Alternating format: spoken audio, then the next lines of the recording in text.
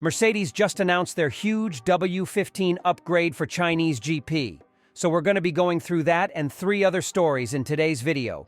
So make sure to like this video, and if you want more Mercedes news content like this, make sure to subscribe to the channel by hitting that red button down below. The first story is Mercedes have found the experiments on the Mercedes W15 have worked. In the aftermath of the Japanese Grand Prix, Mercedes has discovered a silver lining through their experimental approaches with the W15, despite facing challenges in the race. Team principal Toto Wolff's optimism suggests a promising direction for the team's future performances. Mercedes' venture into the Japanese Grand Prix weekend brought with it a mixed bag of results and insights.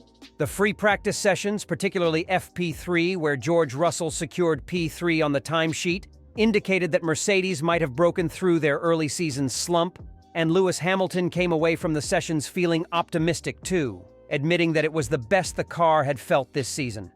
Despite this, the race results did not mirror this progression, as both Russell and Lewis Hamilton finished in the lower half of the top 10, behind their main competitors.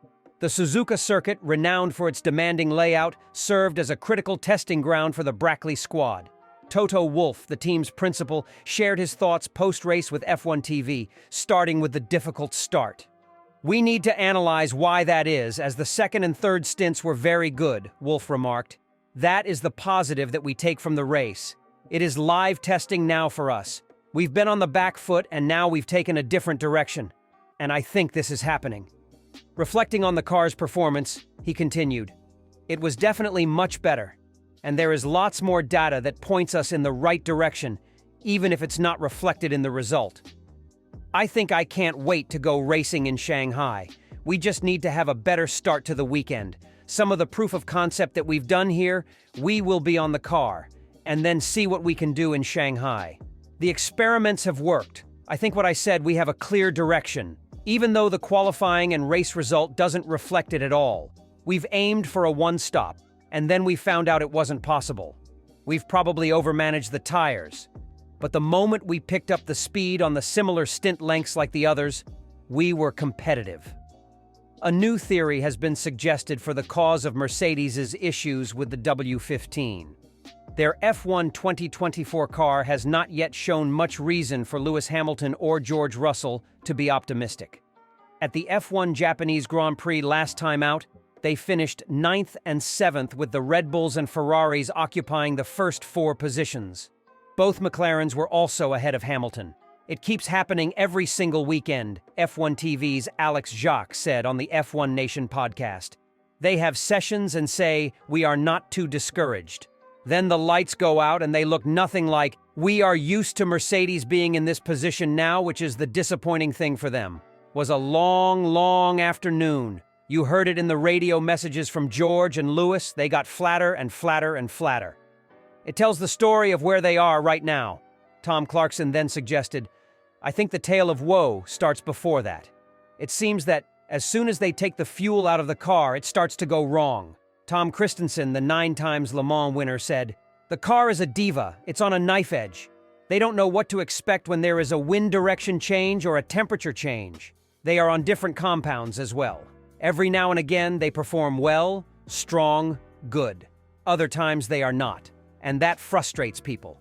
Toto is trying to lead the gang. He's trying to show that they need to work hard, stick together, do a good job.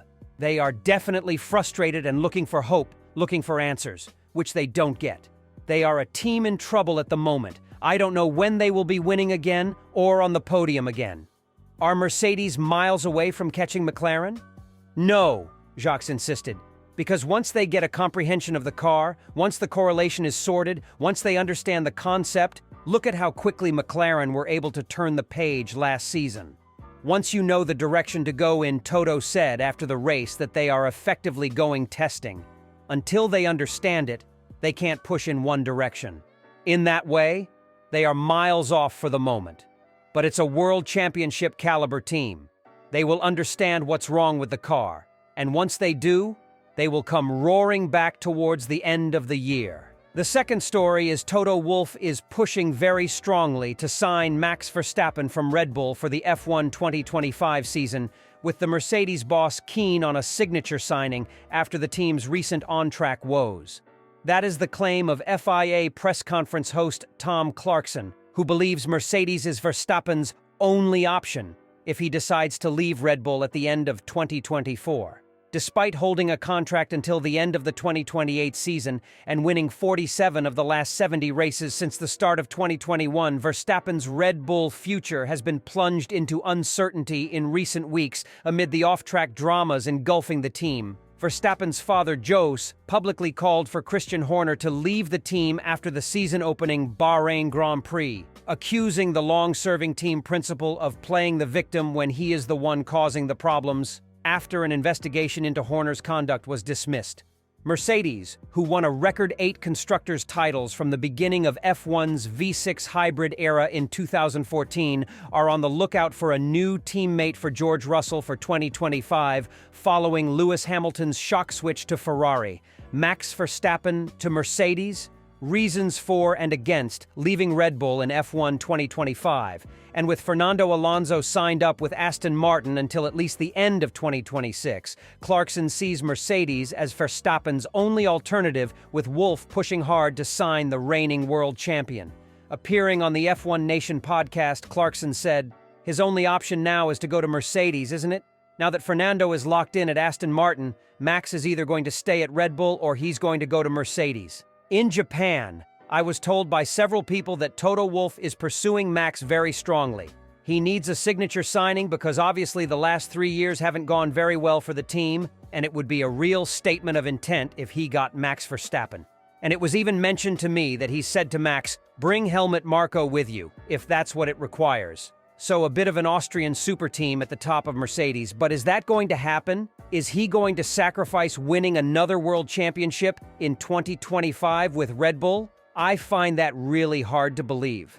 I now see a little bit of static in the driver market. I see Max staying, I see Checo staying, we see Fernando Alonso staying. Andrea Kimi Antonelli, the 17-year-old Italian sensation, has long been regarded as Mercedes' preferred choice for 2025, but multiple reports from Italy on Friday claimed Carlos Sainz was on the verge of agreeing a deal to replace Hamilton. With F2 driver Antonelli poised to begin an extensive F1 test program ahead of turning 18 later this year, Clarkson speculated that the teenager could race for Williams from mid-2024 ahead of being promoted to Mercedes next season. Speaking before the rumors of a Sainz deal surfaced, he said, "The only question mark is what happens alongside George Russell. Is that going to be Carlos Sainz? Is that going to be Kimi Antonelli, who is testing for Mercedes at the Red Bull Ring in a couple of weeks' time? But equally, is Toto Wolff going to want to give Antonelli a little bit of mileage? He turns 18 at the end of August, and 18 is the magic number in Formula One now because you can't race younger than that. So could we see Antonelli do the second half of the season at Williams before then getting plugged into the Mercedes next year? Who knows? But now it's all about Mercedes. The third story is Toto Wolff becomes realistic about catching Verstappen and fighting for a constructor and drivers' championship. Toto Wolff talks about not being able to catch Max Verstappen in F1 2024, as they are realistic of the fight with Ferrari, McLaren, and Aston Martin. How Red Bull and Verstappen have started their 2024 F1 season, it is pretty certain that the Dutchman will be difficult to beat this year. He continues to drive in another league, even though Sergio Perez and even Ferrari seems to have closed in on him. For Mercedes, how they have started, it is certainly a distant scene to challenge Verstappen, and Wolff knows it too. No one is going to catch Max this year. He's driving, and the cars are just spectacular, he said to media. You can see the way he manages the tires, and basically this season now is the best of the rest. That's the fight that's on. Hopefully we can catch up to the McLaren and to the Ferraris and fight for P2. This is what it is this year, and what it was last year. We had a P2 last year, summed up Wolff, who was then asked if the realistic target has been rejigged to second this year and if they are looking at a 2026 comeback. As much as Wolff wants to fight in 2024 and 2025 even, the Austrian is aware of the difficulties that it poses for any F1 team to fight back during a dominant regulation period. He also noted about taking the fight to Ferrari and McLaren in the upcoming races, having had a slower than expected start to the 2024 season. We're in a bit of a, if your expectation is eventually to race for wins and championships, then you can say we're in a bit of a no man's land, explained Wolff.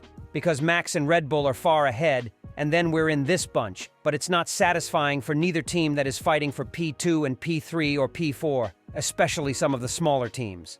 I've always said it, if I was to look from a pure sporting point of view is P1 what matters, and not P2 and P3 and P4. But this is a reality that we're facing at the moment, and we're trying to do the best out of this new reality, and that is to beat our direct competitors, whilst acknowledging that somebody is just doing a better job, and setting a benchmark that we eventually need to set ourselves again, whether we're able to, with our ambition to win races this year, and I wouldn't want to let that ambition go, certainly not next year, but 2026 is a big reset, which certainly provides the most realistic opportunity for any other team to beat Red Bull.